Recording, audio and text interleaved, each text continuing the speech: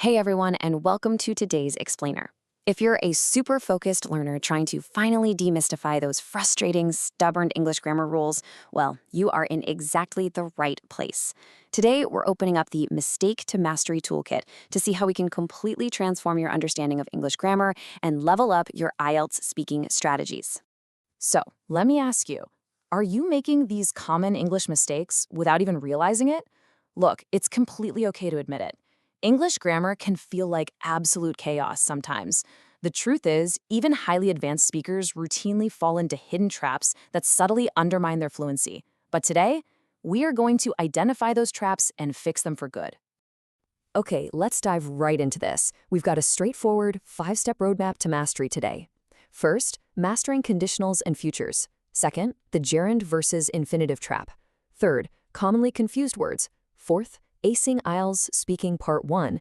And finally, the power of sentence stress. Step 1. Mastering conditionals and futures. Let's completely reframe conditionals. Forget the boring textbook rules, right? Think of them as logical, mathematical formulas designed to prevent miscommunication. For example, here's perhaps the single most common conditional mistake out there. If I would study harder, I would pass. It's a huge habit for so many people, but the fix is actually immediate. Just drop the would from the condition. If I studied harder, I would pass. It's that simple. Think of the 3 core conditionals as distinct tools for entirely different scenarios. The first conditional is for a real or likely future scenario. Think, if it rains, we will stay indoors. You genuinely believe it could happen. The second conditional is for a hypothetical present or future. If I had more time, I would learn the guitar. Now, even though it uses past tense forms, it's actually about an unlikely reality right now. And the third conditional? That's for a hypothetical past, reflecting on what didn't actually happen. If she had studied harder, she would have passed. 3 totally different logical formulas. And speaking of the future, guys, there is a massive trap here, using would for future plans. It feels natural to say, tomorrow I would go to the gym. But remember, would is for hypothetical situations or polite requests. It's not for your actual daily agenda. Simply stick to, tomorrow I will go, or I'm going to go to the gym. Moving on to step 2, the gerunds versus infinitives trap. This is that incredibly frustrating topic of verb pairings. But categorizing verbs into 3 distinct buckets brilliantly illustrates how digestible this can be. Certain verbs like enjoy, avoid, or suggest strictly require an ing gerund. So you absolutely must say, I enjoy cycling. Other verbs like want, hope, or plan strictly require a to infinitive, like I want to improve. And then you have a third category that lets you use either form with the exact same meaning, like, love, or begin. But, of course, English always has a catch.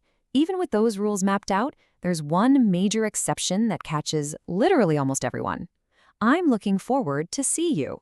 It sounds right, doesn't it? But it's actually, I'm looking forward to seeing you. Why? Because the to in look forward to is not part of an infinitive verb. It's a preposition. And in English, prepositions must be followed by a noun or an ing gerund. All right, step 3. Commonly confused English words. We're pivoting from structural grammar over to vocabulary upgrades now, because sounding really advanced is all about mastering semantics and nuance.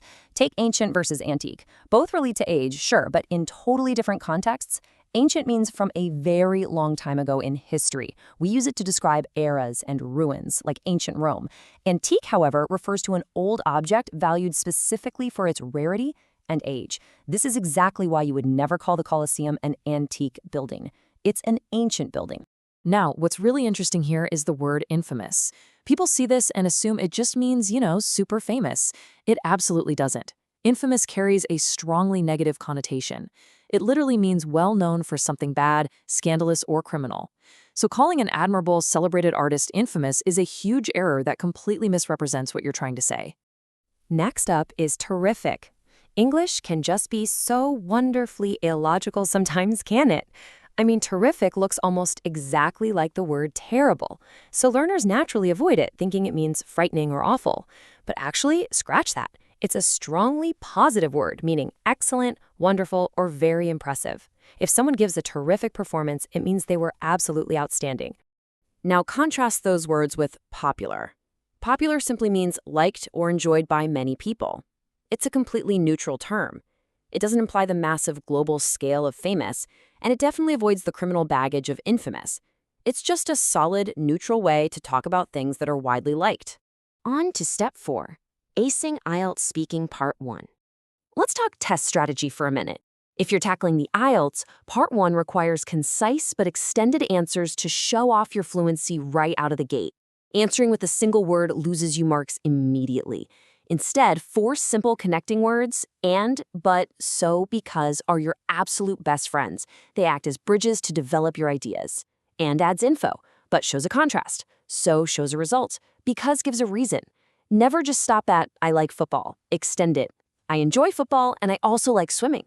And while we're on the subject of saying I like, overusing that simple phrase is a surefire way to hurt your vocabulary score. Examiners want variety. You gotta swap it out. If you feel positively about something, use I'm keen on or I'm a big fan of. If you're neutral, try I don't mind. And if you're negative, say I can't stand. This single, easy upgrade makes your speech incredibly rich. Finally, step 5, the power of sentence stress. So, we're transitioning now from what to say to exactly how you actually say it. The spoken rhythm of English isn't just about sounding nice, it's absolutely critical for meaning. So the crucial point here is understanding 3 rules of natural stress. First, stress your content words, the nouns, main verbs, and adjectives that carry the actual meaning. Second, always stress your negatives like not, never, or don't. Missing the stress on a negative word can completely alter your intended meaning. And third, do not stress grammar words like articles, prepositions, or pronouns. Imagine a simple sentence with standard informational delivery. We apply neutral stress to the main verb, I like swimming. It's just a simple fact. You're simply letting the listener know about a hobby. Now, what happens if we shift the stress? I like swimming. Do you hear that difference? By vocally punching the word swimming, you are suddenly creating a contrast. You're implying, I like swimming, but I don't like running. The shifting rhythm completely changes the context. Let's do one more. I really like swimming. By leaning into the word really with tons of vocal energy, you are stressing it for deep emphasis and feeling. You're conveying strong emotion without changing a single word of the underlying grammar. So what does this all mean for you? Well, the real question is this.